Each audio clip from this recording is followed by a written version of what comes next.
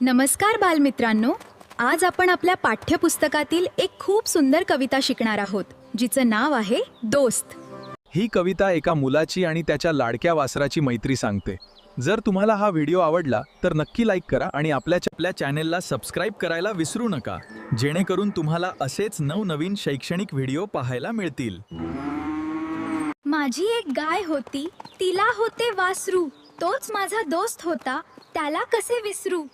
मीही व्हायचो गुबगुब, दोघांसाठी एक पान्हा, आम्ही भाऊ भाऊ।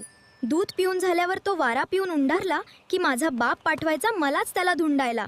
हा दोस्त माझा सर्वात जवळचा, वासरू माझे प्रेमळ आणि निरागस। मुलांनो, या कवितेत कवी सांगतात की त्यांच्याकडे एक गाय होती, तिला एक गोंडस वासरू होतं। ते वासरूच कवींचा सर्वात जवळचा दोस्त होता। कवी सांगतात की ते दोघेही एकत्र दूध प्यायचे, गुबगुबीत व्हायचे। एकाच गाईचं दूध प्यायल्यामुळे कवी आणि वासरू त्यांना भाऊ भाऊ असं संबोधतात। दूध पिऊन झाल्यावर तो वारा पिऊन उंडारला। आता माझा बाप पाठवणार मलाच त्याला धुंडायला।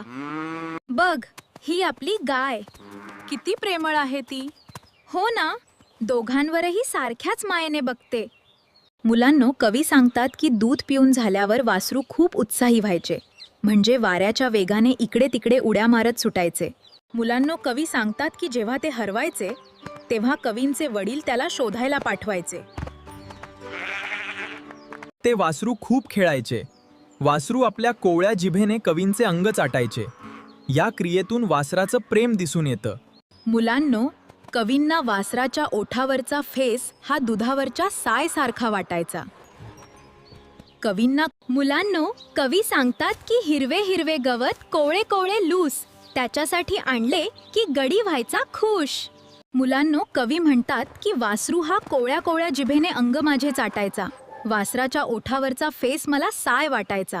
मुलांनो, कवी सांगतात की वासरू माझ्याकडे मी शाळेत जाताना पाहत राहायचा, माझाही जीव त्याच्या नाळेत गुंतलेला होता।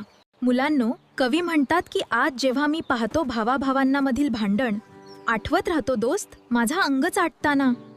मुलांनो, कवी सांगतात की आज जेव्हा समाजात माणसामाणसात भावाभावांत दुरावा निर्माण होतो, तो माझा निष्पाप दोस्त होता, जे मला प्रेमाने चाटत असे। तर मित्रांनो, अशी होती ही प्रेमळ कविता। प्राण्यांवर प्रेम करणं, त्यांची मैत्री जपणं किती महत्त्वाचं हे आपल्याला यातून समजतं। तुम्हाला ही कविता कशी वाटली कमेंटमध्ये नक्की सांगा।